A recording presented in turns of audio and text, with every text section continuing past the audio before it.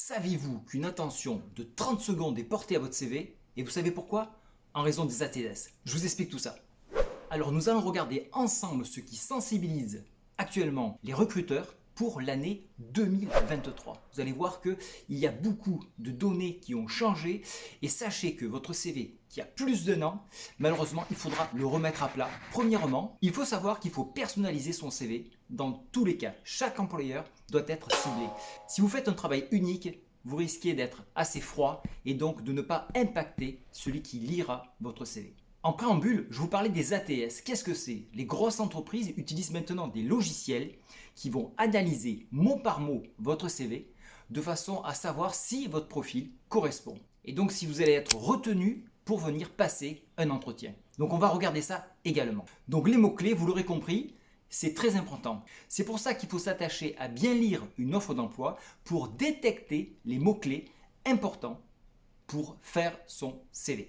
Maintenant, on a besoin de valoriser les compétences personnelles. Alors à la fois de vos diplômes, mais à la fois de ce que vous représentez vous-même et de l'impact que vous avez eu au travers de vos stages, de vos formations ou également des CDD voire CDI que vous avez eu en entreprise.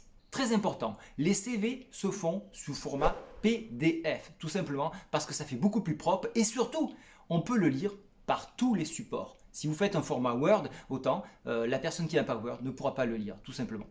L'effort d'orthographe, c'est important, on en tient toujours compte et malheureusement, c'est un paramètre qui permet d'écarter les CV. Donc soyez vigilants sur ça, faites relire vos CV si vous avez un doute sur l'orthographe. Un CV doit avoir un sens de lecture. Au premier coup d'œil, on doit repérer où se trouvent les compétences, où se trouve votre nom, votre adresse, où se trouvent vos formations et ce que vous recherchez.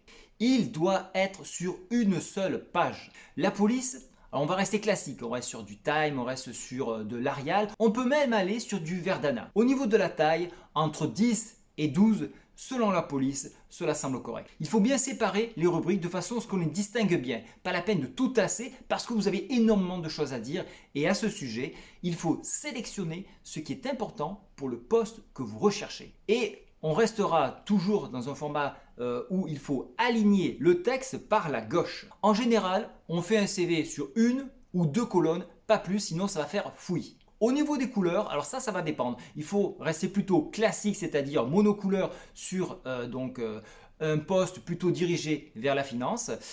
On peut toutefois reprendre les couleurs du logo de la société, sans bien sûr qu'il y en ait 40, mais 2-3 couleurs au maximum. Si vous êtes plutôt dans le milieu artistique ou esthétique, il faudra à ce moment-là peut-être faire preuve d'imagination pour justement aller chercher de l'originalité au travers de couleurs un petit peu plus chiadées. Alors tout en haut, à gauche en principe, on va mettre le nom, prénom, votre intitulé, c'est-à-dire ce que vous recherchez. Dans une grande entreprise, il y a plusieurs postes probablement à pourvoir. En 2-3 lignes, on va devoir faire une phrase d'accroche qui va donner à l'entreprise l'envie de vous embaucher au travers de petits arguments très simples. On ne rentre pas dans le sujet, mais de petits arguments où vous allez un petit peu vous vendre, vous expliquer pourquoi vous postulez sur ce poste et pourquoi l'entreprise en serait-elle intéressée.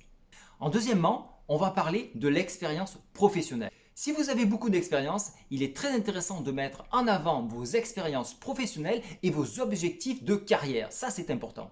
Peu d'expérience, pas de problème. Vous pouvez parler de vos jobs d'été, de vos jobs d'étudiants, vos petits stages. Également, si vous avez fait des jobs alimentaires, ça marque énormément de points. Le côté social est très important maintenant. Donc ça, il faut en parler. Et puis, vous pouvez parler de vos expériences personnelles. Très important, lorsque vous mettez toutes ces informations, il faut marquer le mois et l'année. Et pas que l'année, parce que ça voudrait signifier que vous cachez quelque chose. Au niveau des diplômes, très important de marquer là aussi la date, mais également si c'est un établissement de renom, il ne faut pas hésiter à le mettre en gras. Diplômes et certificats se mettent de la plus récente à la plus ancienne, c'est comme cela que l'on lit. Une seule ligne par mission. On notera l'intitulé de la formation, le nom de l'entreprise, le lieu et date. En cas de trou dans votre CV, et malheureusement ça peut arriver, pas de souci, c'est très souvent justifié. Ça peut être, vous avez monté une entreprise, vous avez eu un congé parental, cela on le comprend. Vous avez pu prendre une année pour partir à l'étranger et ça marque des points puisque vous avez acquis une nouvelle langue. Donc ça c'est important. Et si vous n'avez pas d'explication à ce trou dans ce CV, il faut plutôt supprimer les expériences antérieures dans la mesure bien sûr où vous le pouvez. Les compétences, il faut qu'elles soient en lien avec des expériences concrètes. Alors on peut les exprimer sous forme de vue-maître. Ça c'est intéressant, on voit à peu près où vous en êtes. Par exemple, si vous avez une expérience donc dans le management, il est bon de mettre un petit vue-maître. Ça donne un peu une idée. C'est très facile en lecture et les gens se projetteront sur ce vue-maître-là. Les compétences en informatique, alors si elles sont demandées, il faut les mettre dans la mesure où des outils spécifiques sont nécessaires. Il n'y a pas 40 niveaux. Niveau débutant, intermédiaire, maîtrisé ou expert. Les centres d'intérêt. Au niveau des centres d'intérêt, il faut être très précis. Si vous marquez juste sport, oui, on va comprendre que vous êtes sportif, mais on ne va pas vous cerner. Et au travers de ces centres d'intérêt, on essaie de comprendre la personne. Donc si dans votre poste, vous devez travailler en groupe, il est bon de mettre en avant ces sports. Par exemple, donc pour un groupe, et si vous faites du sport comme le foot, c'est intéressant de le mettre en avant. On va voir que vous savez travailler en équipe. Ça peut être bon pour le handball ou autre chose, bien sûr. Au niveau du contact, on peut mettre une photo dans la mesure où celle-ci a un intérêt. Si vous travaillez donc dans l'événementiel, dans de l'esthétique, donc ça, ou de l'accueil, on a besoin de connaître le profil de quelqu'un. Donc ça, c'est important. Mais il n'est plus obligatoire pour les autres professions. Également, pour l'adresse physique, l'adresse postale, on n'est plus obligé de le mettre. Donc ça, là aussi, si elle n'est pas pertinente, si elle n'apporte rien à votre CV, ça vous libère une ligne et vous aérez votre CV. Sachez que maintenant, nous communiquons par mail, par téléphone et donc on a suffisamment d'informations. Parlant du téléphone, pensez bien à vérifier votre messagerie, qu'elle ne soit pas déplacée. Il faut qu'elle soit tout à fait normale.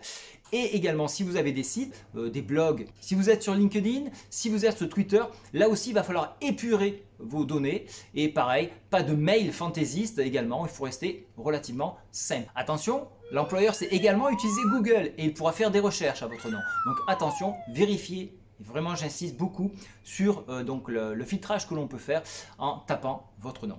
Le dernier point, ça sera la langue. Si votre poste ne le nécessite pas, pas besoin de le spécifier. En revanche, si vous avez besoin de le marquer, il se fera sous forme de notification. Alors vous avez plusieurs niveaux, notions, intermédiaires, avancés, courants et voire bilingues. Alors vous avez des logiciels qui permettent de tester votre niveau. Vous avez le fameux cadre européen par langage. Ça vous permet de vous donner donc une notion, un niveau de langue et s'étalonne entre le A1 jusqu'à C2. D'autres tests sont possibles, le TOEIC et le TOEFL. J'espère donc que ce CV sera parfait. Je vous montre maintenant quelques exemples de CV, mais ne vous appuyez pas forcément dessus car vous le savez, ils sont personnels. Et n'oubliez surtout pas, un CV s'accompagne toujours d'une lettre de motivation. Bon CV, au revoir.